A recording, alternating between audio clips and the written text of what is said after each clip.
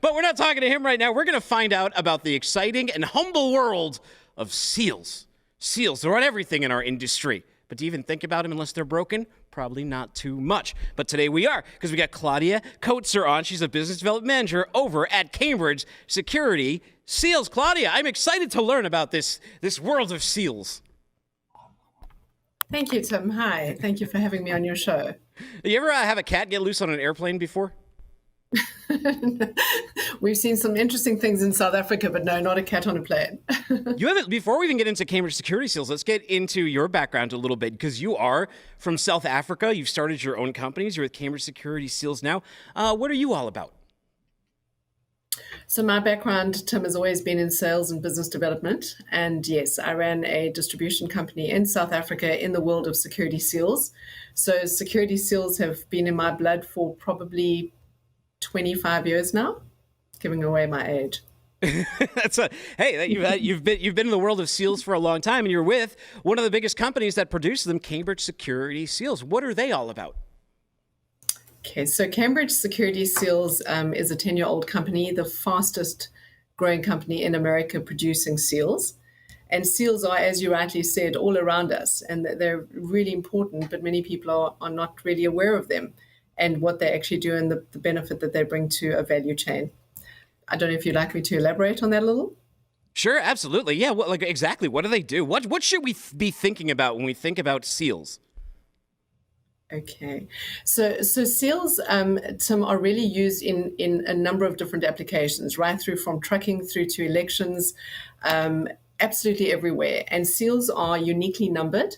And the whole purpose of a seal is to identify where there's been any kind of breach in custody.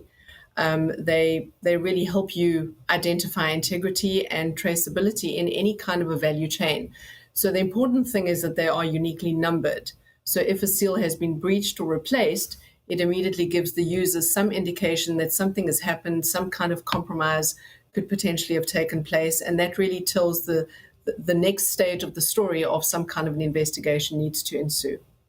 Is a seal always a seal? Like, what kind of different seals are there? What's interesting? What's new about seals? Are they getting more high tech?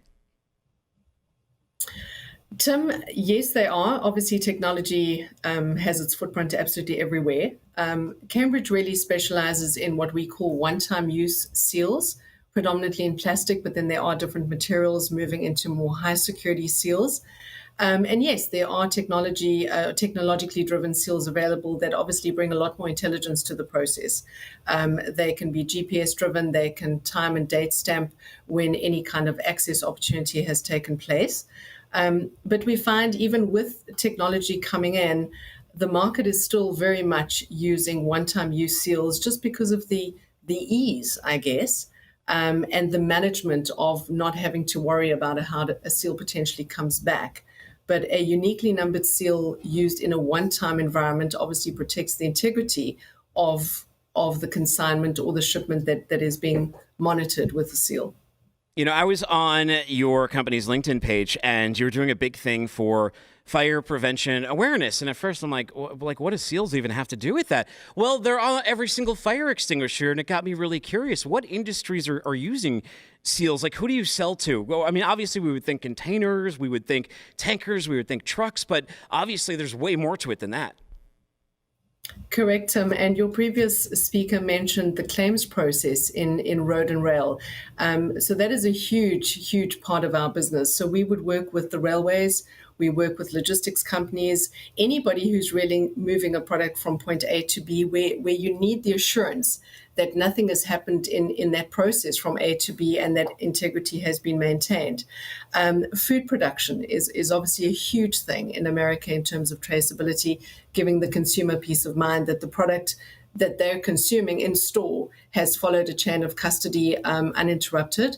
Then you have the pharmaceutical industry, you have elections, you have, and back to your fire, where it's not a security application at all, it's about identification and traceability. So in the fire industry, it's about, has that fire extinguisher been serviced by an appropriate authority in the time frame that is laid down by the law?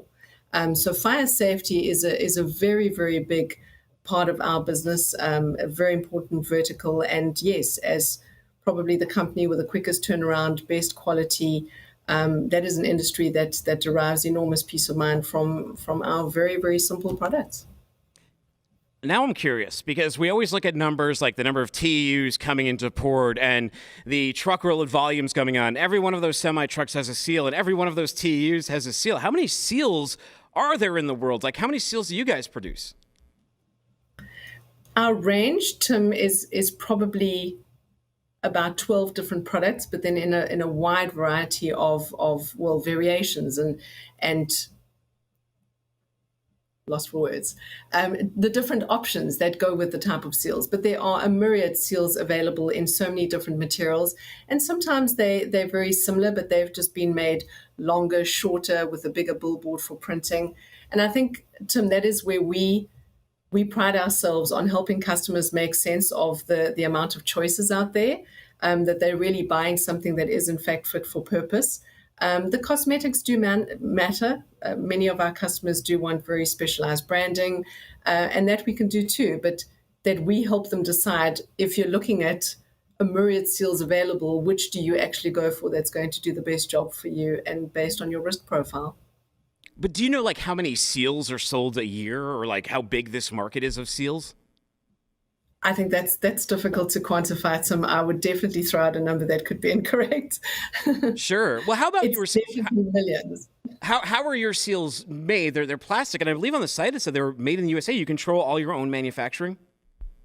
Correct. So our seals are made in Pomona, New York, but we ship all over the world. The Americas are obviously our key focus, but to Europe and Africa and beyond. Are people using seals wrong? Like, what? You are the seal experts. What are we doing wrong with seals out there? Tim, I think if somebody assumes that a seal is foolproof, or that it's sort of dummy proof, the answer is it isn't.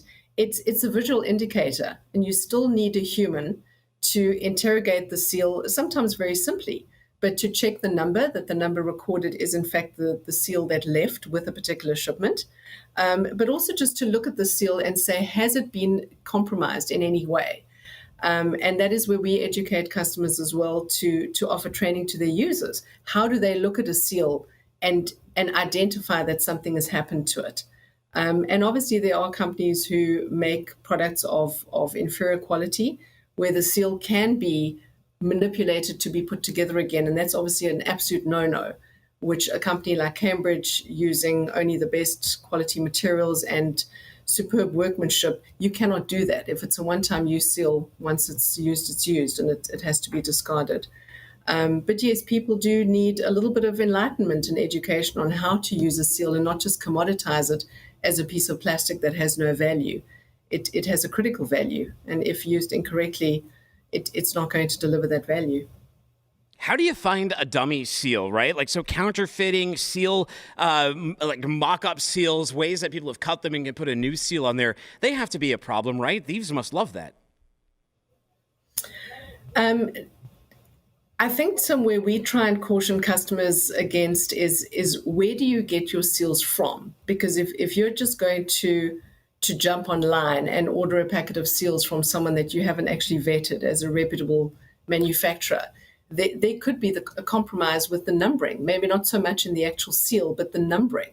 Now, at Cambridge Security Seals, we take enormous pride in we're selling peace of mind and we're selling integrity. And with that is a reliability factor. So we keep very close record of the printing that we print for customers, and we exercise due diligence. When a customer reorders, we have that information on file to obviously prevent any kind of repeat numbering. But we take enormous pride in being able to be called in by a company and say, this is one of your seals, who did you sell it to? That's part of the traceability that we supply. And yes, with less sophisticated products made in dubious manufacturing environments, you can potentially take a seal apart and manipulate it with super glue, try and put it back together again. And that's where we play a role in education as well. It is an enlightened market. Most people do know how to use seals and use them responsibly. But we do encounter customers who just aren't really sure. And it's our job to say, well, given the situation that you've described or the commodity that's being moved, we would recommend something either more secure, more robust. That's part of the service. It's not just trading a box of plastic and saying, here are your goods. There's a lot more to it than that. Is there ever any temptation or even market for to put air tags, for example, inside the seals to do container tracking that way or load tracking, or it just doesn't make sense? Oh, Tim, that definitely does exist. It's not Cambridge's wheelhouse at this stage, but very much so. Temperature monitoring, resistance monitoring, all sorts of technology does exist in seals like that. And yes, tracking. And I'm trying to think how to simply describe that. When any kind of an attack does take place, you do have seals that have built-in sensors and can obviously communicate that something has happened that shouldn't have happened.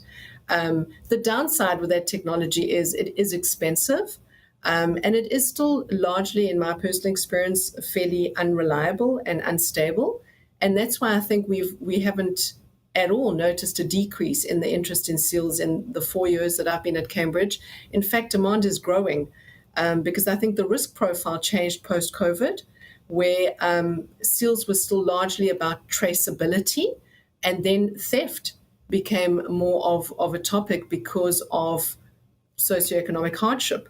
So where we had customers before who maybe used a lower quantity of seals and a lower risk seal, they're increasing their quantities and they're going to something a little bit more robust sometimes. So technology definitely has its place, and Cambridge certainly wants to be a part of that customer evolution. But in terms of the one-time use seals that we supply, still very much a market for that, and we have a very important role to play. Do freight market volumes, are they an indicator of how many seals a company like yours is going to sell? Definitely, Tim. As you see an increase in imports and obviously export. Definitely. So we work with a lot of shipping companies and then obviously freight forwarders, inspection houses, and just the general consumer demand. So again, seasonally, as we come up to the holiday season now, that's a very typical time where there is just more product of every nature, from apparel right through to food, right through to money. Where there's an increase of movement and market buoyancy, it definitely impacts the demand for our product. And then you have your cycles, like the fire industry, that's not really driven by an increase in demand. During COVID, that stayed pretty similar, but obviously as everything bounced back and all sorts of retail institutions and sporting and all of that reopened, we did see an increase there as well. Interesting. Oh yeah, and you think of housing starts, and everyone buys a fire extinguisher for under their sink. That's an interesting indicator too, because you touch so much different stuff and you see it in a slightly different perspective. Now, people who want to learn more about seals, they want to get some new seals. They think, hey, they got some of these bogus seals. They want some Cambridge security seals. Where do I send them to? Best would be our website, Tim, which is cambridgeseals.com. Nice and easy, and then obviously LinkedIn pages, Facebook. And we're very keen to support wherever we need it. Thank you so much for coming on the show today. I appreciate you for teaching us a little about seals today. Thank you for having me.